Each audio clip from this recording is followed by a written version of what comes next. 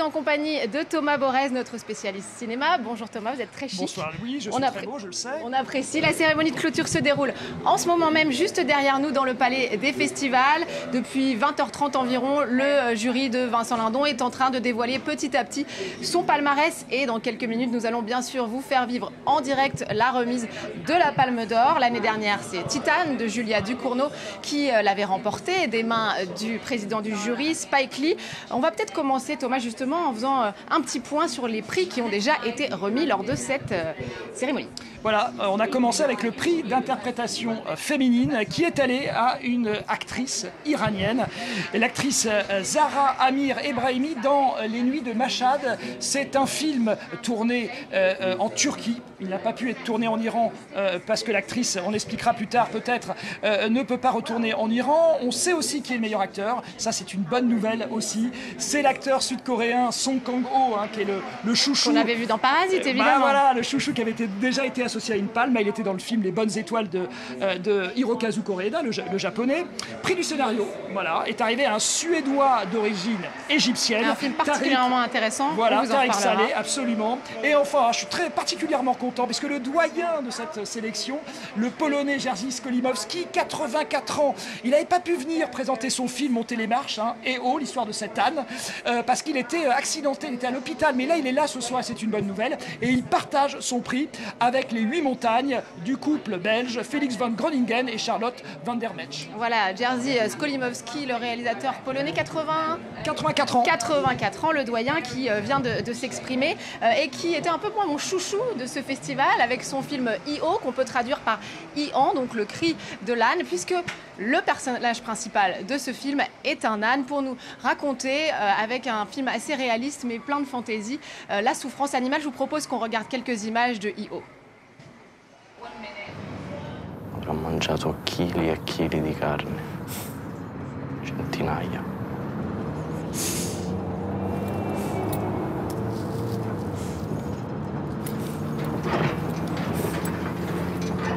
Penso che una volta ho mangiato anche il salame. Quello vero, carne d'asino.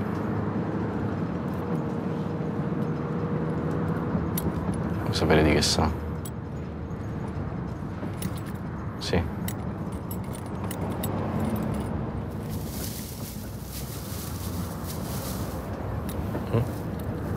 No?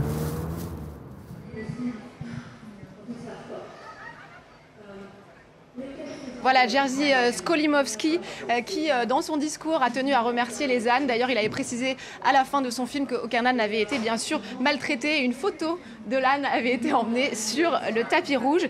Il faut le préciser, vous l'avez dit, que ce prix du jury est ex aequo avec donc les 8 montagnes d'un couple de réalisateurs, Charlotte van der Metsch et Felix van Groningen. Ce sont les réalisateurs d'Alabama Monroe. Et là, ils reviennent avec les 8 montagnes, l'histoire d'une amitié entre deux hommes. C'est tourné entre le Val d'Aoste et le Népal et on les suit de leur enfance à l'âge adulte. Peut-être d'abord un mot sur ce couple de réalisateurs belges. Oui, parce qu'alors, Felix van Groningen, il a d'abord réalisé seul ses premiers films. On l'avait découvert à Cannes avec un film qui s'appelait La merditude des choses, un film un peu déglingué. C'est un programme déjà. Oui, dans l'esprit belge. Il y avait eu Alabama Monroe, un mélo déchirant. Très émouvant. C'était en 2012. Et puis Belgica 2016 qui racontait l'histoire un peu électrique d'un bar en Belgique. Et puis, il est depuis marié à une actrice. Elle a 38 ans, Charlotte van der Metsch, et elle s'est associée avec lui pour la réalisation de ce film Les 8 montagnes. Je trouve que c'est une belle histoire qu'ils soient couronnés tous les deux ce soir. Eh bien, on va justement regarder quelques images de ce très beau film Les 8 montagnes. Peccato che è finita l'estate.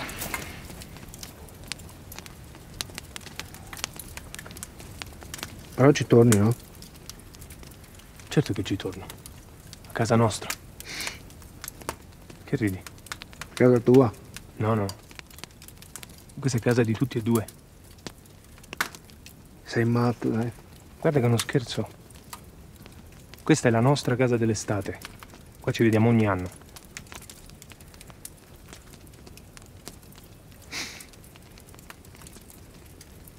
Vabbè.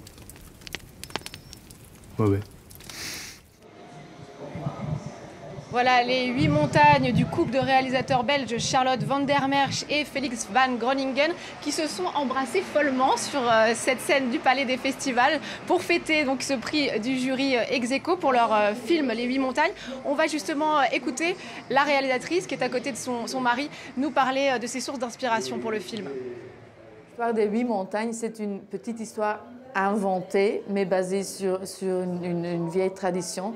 Et c'est l'écrivain qui l'a écrit dans son livre comme ça. C'est qui apprendra le plus? Celui qui fait le tour des 8 montagnes pendant sa vie. Et voilà, il voyage, il ne trouve pas de paix, mais il voyage autour. Ou celui qui monte sur la haute montagne qui est au milieu, juste une. Pour nous, on peut dire, lui, il monte sa montagne. Hein, il fait ses films, papa, et moi, je fais le vagabond. Et là, je suis là avec lui. Alors peut-être un mot jusqu'à présent, est-ce que vous trouvez que ce palmarès tient la route? Est-ce que tout est mérité? Alors tout est mérité, c'est vrai qu'il y a des choses et puis on voit un peu, c'est très divers. Moi c'est vrai que je le dis, l'acteur sud-coréen Song Kang-ho que j'adore, qu'on a vu dans Parasite, qu'on a vu dans les films précédents de Bong Joon-ho, qu'on a vu aussi dans les films de Park Chan-wook. Donc c'est vraiment quelqu'un qu'on a l'habitude de voir à Cannes. Il transpire la bonhomie et la gentillesse, cet homme-là. Et c'est à l'image de son personnage. Il est vraiment formidable dans le film. Le film, c'est les bonnes étoiles de Koreeda. Alors Koreeda, il a déjà eu une Palme d'Or. Il est japonais. Il s'est délocalisé pour ce film. Qui est tout en sud-coréen d'ailleurs. Ouais, absolument. Et on va suivre comment deux hommes, d'accord, vont essayer d'aider à trouver une famille d'accueil à un petit enfant qui a été abandonné par sa mère. Il y a quelque chose de très émouvant, de très mélodramatique, mais toujours dans la C'est un peu un road movie d'ailleurs, avec la famille toujours au cœur du cinéma de Koreeda. Voilà. Mais il y a ce road movie qui nous emmène dans cette Corée du Sud, absolument, très poétique. Absolument, et donc c'est vérité pour Koreeda. Le film précédent, il s'était délocalisé en France, c'était moins réussi, c'est avec Juliette Binoche notamment et Catherine Deneuve, ça s'appelait Vérité. Et là, ça lui réussit d'aller en Corée du Sud. On va revenir au direct, puisqu'on a un nouveau prix, le prix du 75e anniversaire, puisque vous n'êtes pas sans savoir que cette année est marquée une édition un peu spéciale, la 75e édition du Festival de Cannes, fêtée en grande pompe avec un grand dîner de gala, 700 invités tout de même, et puis 14 palmes d'or. On n'en fait pas partie, non? Malheureusement, on n'a pas été invité. Je précise quand même.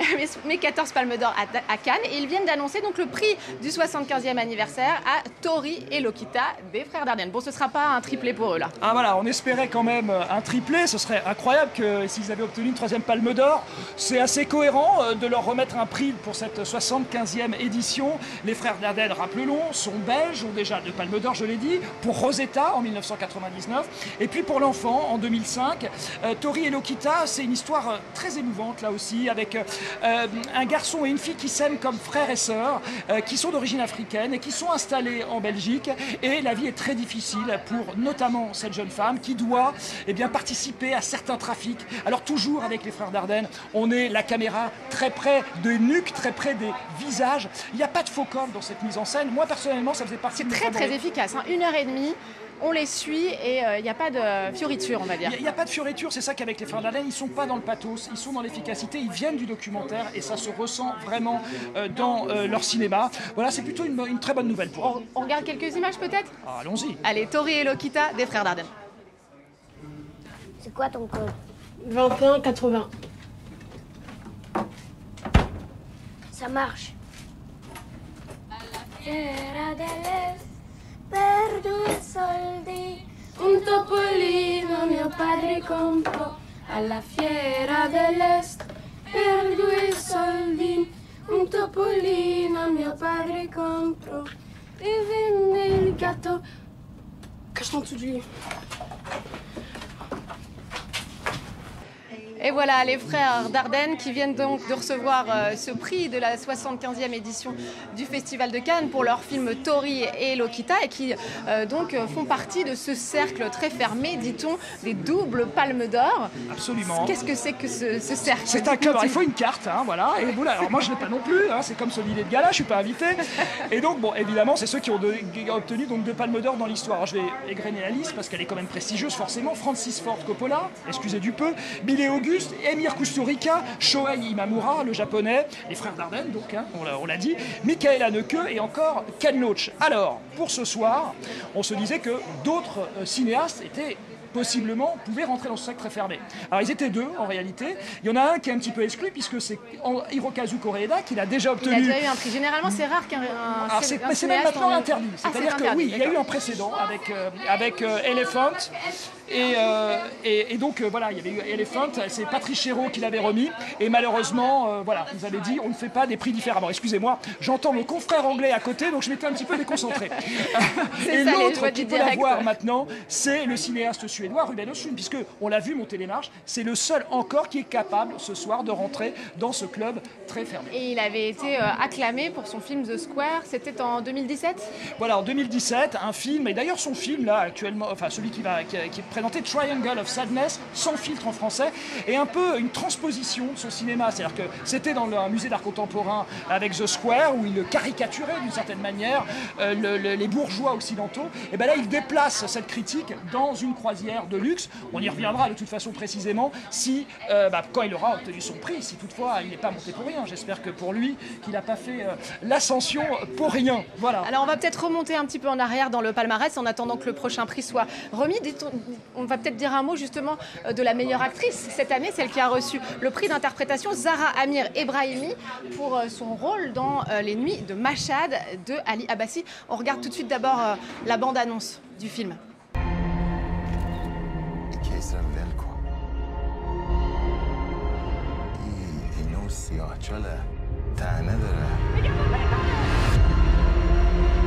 فکر می‌کنم خودم رو برای بنایی و گچکاری و ساختمان‌سازی و چنین چیزا درست نکردم.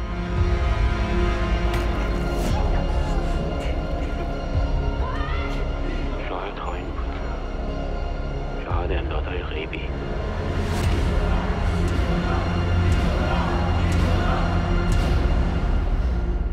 مطمئن باشین کار ما هنوز تموم نشده.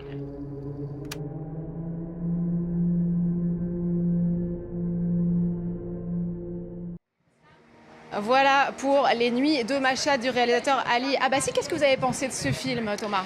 Alors je suis un peu déçu, il faut le dire, parce que Ali Abbasi il était venu précédemment à Cannes pour un film qui s'appelait Border, qui était dans la catégorie Un certain regard, qui était un film absolument dingue, un film fantastique, presque à la lisière du film d'horreur, avec deux créatures assez non identifiées, espèces de trolls, et du coup ça en faisait un cinéma extrêmement étrange. Alors évidemment, j'attendais la même chose, alors c'est pas ça du tout, il n'empêche que le sujet est très intéressant, en fait c'est un thriller inspiré d'une histoire vraie. On est en 2001, juste après les attentats du World Trade Center, dans une ville, la ville de Mashhad, très religieuse. Et là, un homme tue des prostituées, soi-disant, en fait, pour nettoyer la ville de ces femmes, dit-il, impures. Donc c'est un véritable serial killer. La police piétine un peu, et c'est une journaliste. Donc le rôle que tient absolument dans le film. Et cette journaliste, c'est elle qui va vraiment donner de sa personne, flirter même avec le danger pour essayer de démasquer ce tueur un peu fou. Alors on imagine évidemment que ce sont des sujets qui sont tabous, la prostitution, la religion en Iran, où le cinéma est évidemment soumis à la censure. On va écouter Ali Abbasi nous parler de son film qui s'attaque donc à des sujets tabous en Iran. L'optimiste en moi pensait que le gouvernement iranien allait nous dérouler le tapis rouge et donner un prix d'interprétation à Zahra, notre actrice. Mais comme je suis réaliste, je sais que mon film parle d'un des sujets les plus tabous pour le gouvernement. Donc, je ne m'attends à rien. Et voilà pour le réalisateur iranien Ali Abbasi. On repart vers le direct de cette cérémonie puisque nous avons un nouveau prix, celui de la mise en scène qui vient d'être remis à Park Chan-wook pour Decision to Live. Park Chan-wook, cinéaste sud-coréen, un des fers de lance de la nouvelle vague du cinéma sud-coréen qui est apparu au tournant des années 2000, célébré en 2004 avec All Boy, vous vous souvenez, avait gagné le Grand Prix qui est par un Quentin Tarantino, alors président du jury. Ça lui ressemblait bien, forcément. Virevoltant, absolument. Ouais. Il est revenu plusieurs fois cycliquement par Chan-wook et bien là il propose un film, Decision to Live, un mélo, une histoire d'amour. On a été un peu perdus. Moi moi personnellement, ce film-là m'a laissé... Moi, je sais qu'on n'est pas tout à fait d'accord, mais on ne peut pas toujours l'être. J'étais perdu aussi, mais en fait, je savais que c'était compliqué à suivre. Alors je me suis accroché et, croyez-le ou non, j'ai réussi à suivre complètement, à ne pas me perdre tellement dans les méandres de cette histoire d'amour entre une réfugiée chinoise en Corée du Sud et un policier, voilà, donc sud-coréen. Ils vont essayer de s'aimer et en même temps des crimes, je ne vous dévoile pas vraiment trop l'intrigue. Voilà, avec Park Chan-wook, c'est une mise en scène toujours extrêmement stylisée, parfois trop, c'est vrai, mais c'est tellement remarquable. Il y a des scènes de temps en temps, notamment, je ne sais pas si vous vous souvenez, la reconstitution possible du meurtre et du saut dans une montagne. C'est vrai que c'est virtuose. Sur la mise en scène, on n'a rien à dire. D'ailleurs, le jury est plutôt d'accord avec vous, puisqu'il vient de récompenser Park Chan-wook pour sa mise en scène. On va justement écouter le réalisateur sud-coréen qui a donc signé pour cette compétition de cette 75e édition du Festival de Cannes, Decision to Live. Park Chan-wook. Dès le début de la préparation du film, je voulais faire un film pour adultes. Et les gens autour de moi n'arrêtaient pas de dire que cela allait être trop érotique. Je trouvais ça bizarre que les gens associent le film pour adultes uniquement à de l'érotisme. Et donc, j'ai fait au final le contraire de ce qu'on attendait de moi. Et voilà donc pour Park Chan-wook, prix de la mise en scène ici à Cannes. On va justement parler d'un autre cinéaste qui s'est fait distinguer pendant ce palmarès. Il s'agit de Tariq Saleh avec son film Boy from Heaven. Oui, Boy from Heaven, et c'est une plongée dans un lieu très secret qui serait, l'équivalent du Vatican, mais en Égypte. C'est une université. Elle s'appelle Al-Azhar. Voilà, Al-Azhar, voilà, c'est au Caire, et c'est l'épicentre du pouvoir de l'islam sunnite. Voilà, l'imam en place vient de mourir, il faut élire un deuxième imam et c'est là que va se jouer un jeu de pouvoir. Et balancer dans cette aventure, propulser dans cette aventure, un jeune pêcheur presque naïf qui va rentrer au sein de cette école, qui va très vite apprendre les codes et qui va être obligé de travailler avec la police en sous-main. Donc c'est un film sur l'Égypte évidemment, c'est un film aussi d'espionnage. C'est pour ça que la récompense pour le scénario, a priori c'est une bonne idée, même si je trouve le scénario pêche à plein d'endroits. Et notamment sur la gestion en fait de l'attention de son film. Il n'empêche qu'on a des collègues ici à France 24 qui viennent d'Égypte et nous expliquer à quel point c'est incroyable d'être rentré dans cet univers de cette université islamique. Hein. Voilà, absolument, qu'on ne voit jamais. Et ça m'a permis un petit jeu de mots, puisque Abemous Papam, c'était un film de Nanni Moretti. Là, c'est Abemous Imam.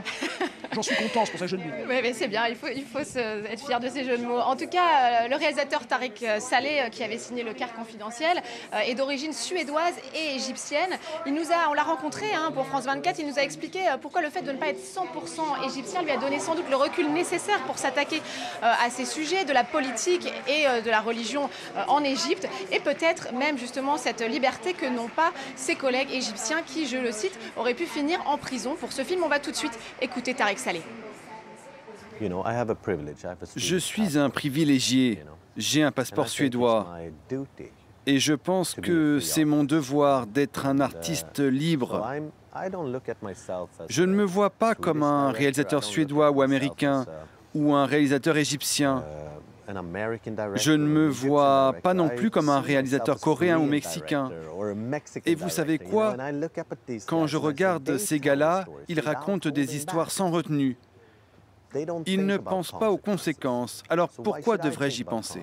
Et voilà donc pour Tariq Saleh qui nous parlait de son film Boy from Heaven qui a reçu le prix du scénario. Et puis on vient d'apprendre un autre prix ici à Cannes, le Grand Prix décerné donc par le jury de Vincent Lindon et qui a été remis au film du réalisateur belge Lucas Dont, Close. Lucas Dont qui avait été Caméra d'Or, si je ne me trompe pas, en 2018 pour Girl, c'est ça? Voilà, absolument, pour le film Girl.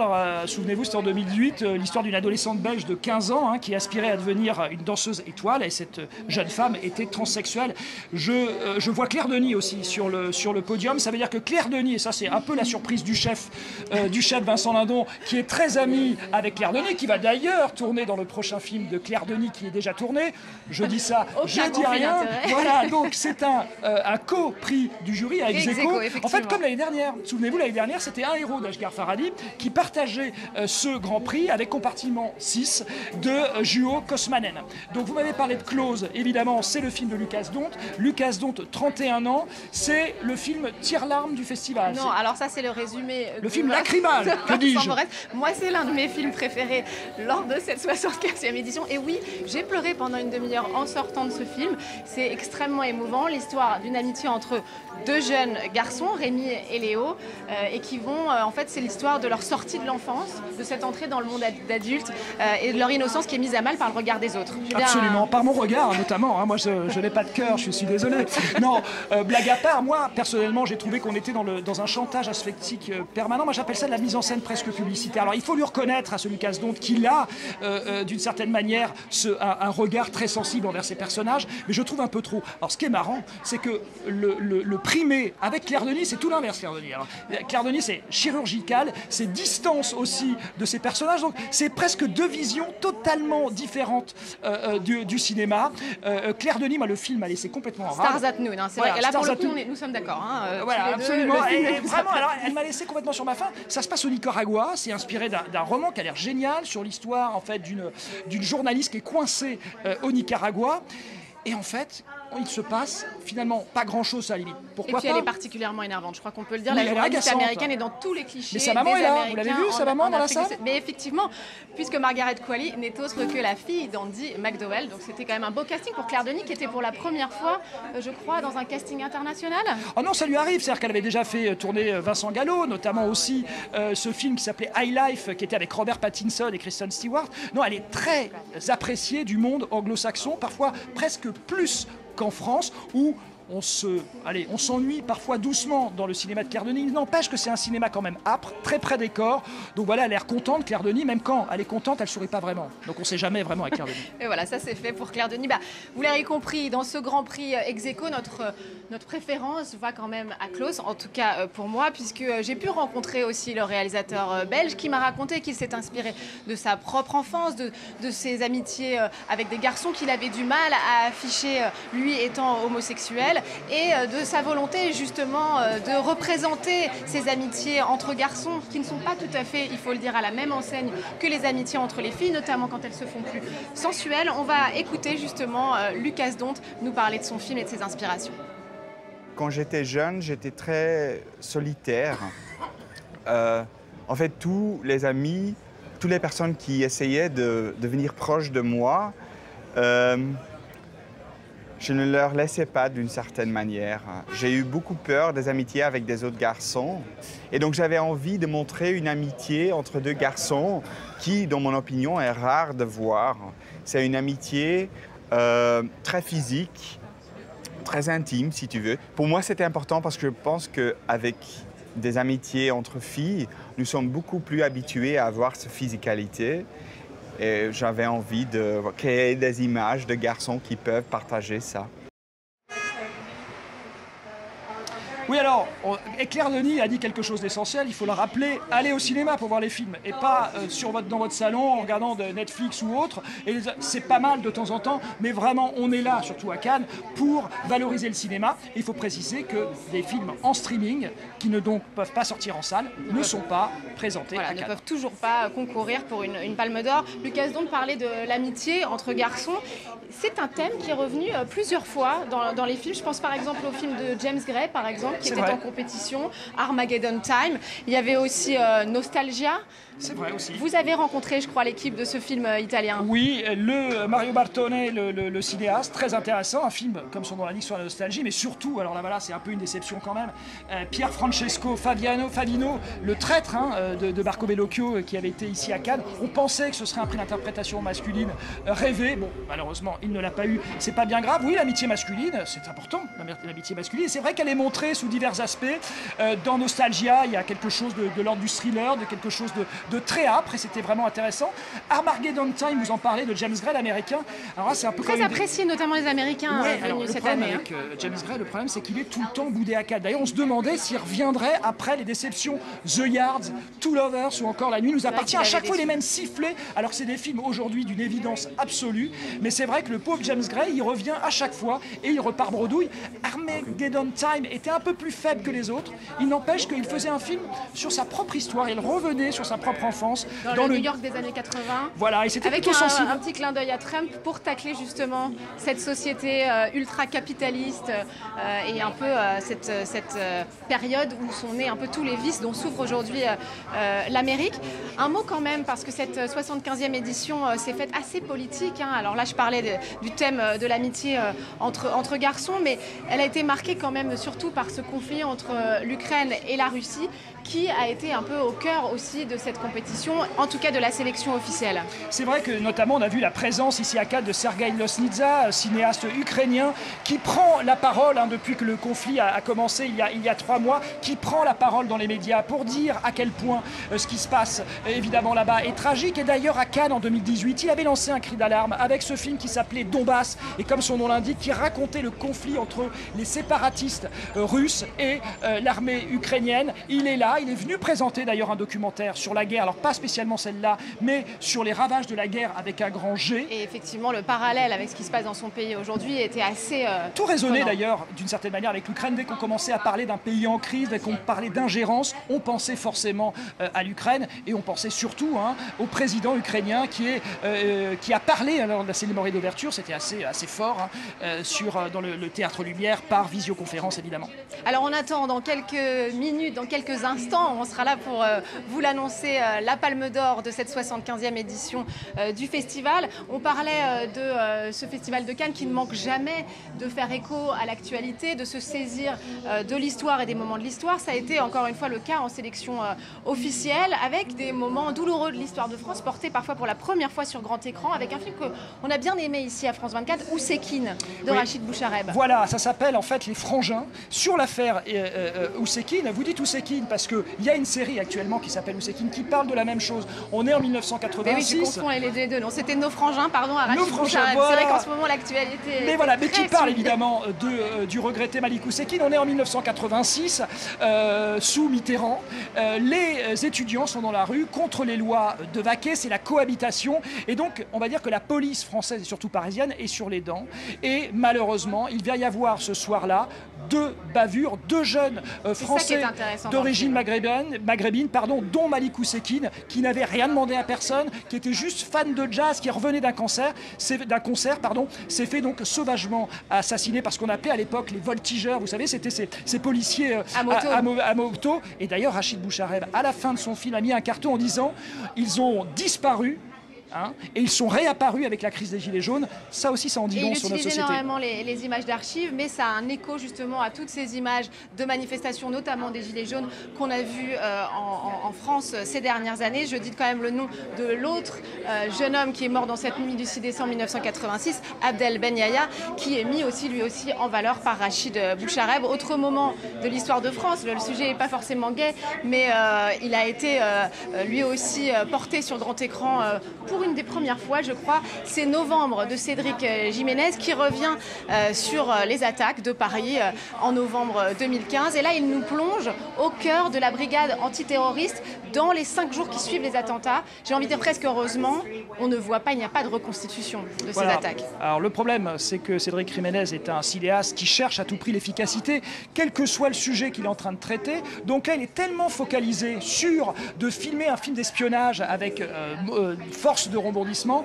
qu'il oublie un peu la subtilité de son sujet. Parce qu'évidemment, c'est très intéressant de laisser off les attentats, on est bien d'accord. Là, il se concentre en fait sur la police, il ne se concentre que là-dessus. Du coup, il n'y a pas de contre-champ avec tous ces jeunes qui sont embrigadés. Du coup, on a d'un côté un casting rutilant, Jean Dujardin, entre autres, ou Sandrine Kiberlin, mais de l'autre côté, rien. Donc il y a comme ça un 2 poids 2 mesures qui m'a un petit peu gêné. J'entends des applaudissements, donc ça veut dire que... On entend les applaudismes, je ne sais pas si vous les entendez derrière nous. La Palme d'Or est annoncée. Elle vient de tomber. Sans filtre de Ruben Östlund. On a l'air joyeux alors que... Non, on peut le dire, c'était pas notre choix, en tout cas pas pour Thomas et moi ici à France 24, mais c'est le choix du jury de Vincent Lindon, Ruben Östlund, qui rentre donc. Ça y est, il a sa carte pour ce cercle des doubles Palmes d'Or. Voilà, il a 48 ans, il est suédois, on l'a dit, il avait déjà obtenu une Palme d'Or pour The Square, et là donc Triangle of Sadness, qui s'appelle Sans filtre, le titre pas spécialement bien choisi. Voilà, on l'avait découvert avec un prix du jury à un certain regard. Hein. C'est déjà son 3e prix ici à Cannes pour Ruben Östlund. C'est Snow Therapy en 2014. Ça, c'était bien. On avait bien aimé. Oui, c'était très intéressant. Vous vous souvenez, hein, c'était Oski, hein, ce père de famille qui se préoccupe de sa propre sécurité dans celle de sa femme et de ses enfants. Et il se barre en laissant ses enfants et sa femme tout seuls. Puisque Ruben Östlund ausculte de film en film, en fait, la bourgeoisie occidentale, et il la caricature. Et c'est vrai que plus il avance de film en film, plus ça devient grotesque volontairement. Voilà, et c'est le cas donc avec Triangle of Sadness. Voilà, alors c'est l'histoire d'un couple. Là, il s'attaque aux influenceurs et au monde de la mode, après le monde de l'art contemporain dans The Square. Dans The Square, c'est l'histoire d'un couple d'influenceurs qui embarque à bord d'un bateau de croisière pour une croisière de luxe, et puis les choses vont basculer alors qu'une tempête se lève avec une scène quand même d'anthologie. Attention, âme sensible, il y a beaucoup de vomi dans ce film, je crois qu'on peut le dire. Et pas que du vomi. J'ose pas prononcer le mot là maintenant, mais il n'y a pas que du vomi, sachez-le. Mais je pense que les images ne vont pas être révélées dans la bande-annonce, mais regardons quand même quelques images de Sans filtre de Ruben Östlund qui vient de recevoir la Palme d'Or ici à Cannes. Do you know what people regret on their deathbed? Can you turn the phone? No. But they were working too much, 7 out of 10 people are regretting that they were throwing away their lives on stupid and pointless jobs. Can I get you anything to drink? I don't know, I was just born into this life. It was not my fault. And when this happened, I just felt like, why? Life is so unfair. Yeah. We are all equal. That is so true. Everyone's equal.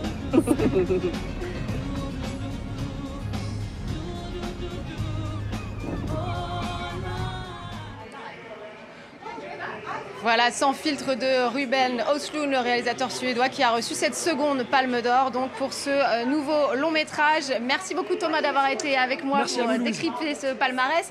Merci à vous de nous avoir suivis. Merci à toutes les équipes techniques et éditoriales qui nous ont permis de vous faire vivre ces 12 jours de festival de Cannes. On va justement se quitter avec les coulisses de la rédaction cannoise. Ça devrait vous plaire. Merci encore et à très vite.